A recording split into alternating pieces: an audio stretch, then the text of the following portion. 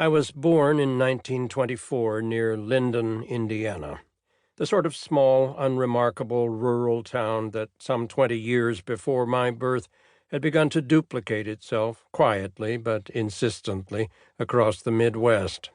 By which I mean that the town, as I remember it, was exceptional only for its very lack of distinguishing details.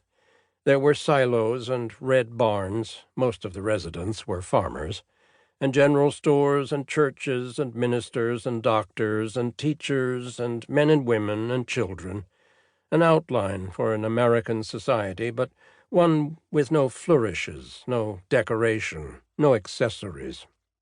There were a few drunks and a resident madman, and dogs and cats, and a county fair that was held in tandem with Locust, an incorporated town a few miles to the west that no longer exists.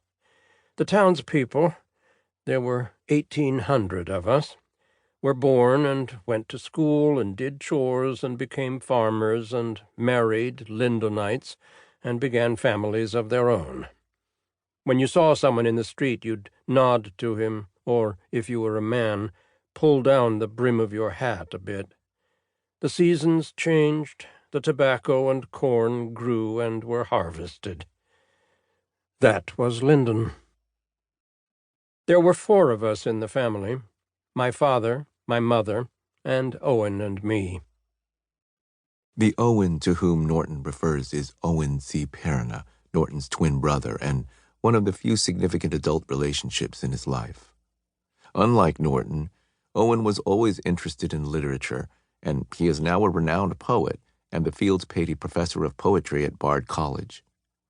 He has also twice been awarded the National Book Award for Poetry, once for The Insect's Hand and Other Poems, 1984, and again for The Pillow Book of Philip Perna, 1995, as well as numerous other commendations.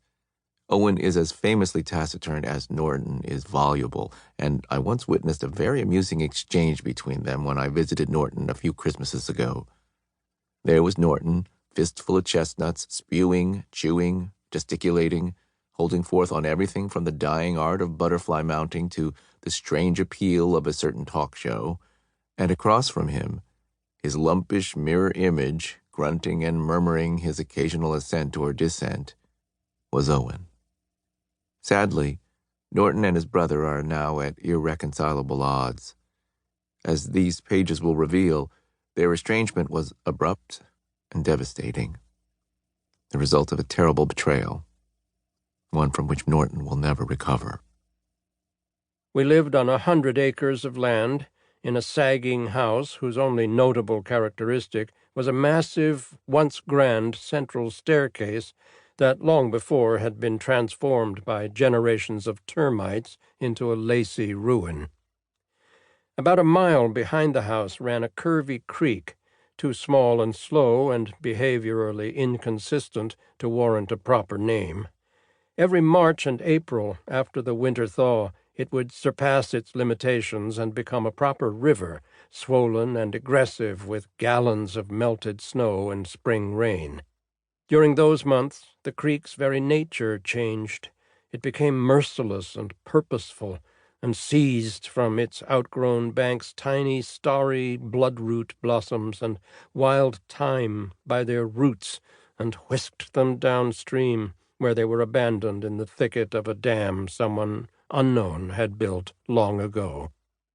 Minnows, the creek's year-round inhabitants, fought upstream and drowned. For that one season, the creek had a voice, an outraged roar of rushing water, of power, and that narrow tributary, normally so placid and characterless, became, during those months, something frightening and unpredictable, and we were warned to keep away. But in the heat of the summer months, the creek, which didn't originate at our property, but rather at the Mullers, who lived about 5 miles to the east, dried once again to a meek trickle, timorously creeping its way past our farm. The air above it would be noisy with clouds of buzzing mosquitoes and dragonflies, and leeches would suck along its soft, silty bottom. We used to go fishing there and swimming, and afterward would climb back up the low hill to our house, scratching at the mosquito welts on our arms and legs until they became furry with old skin and new blood.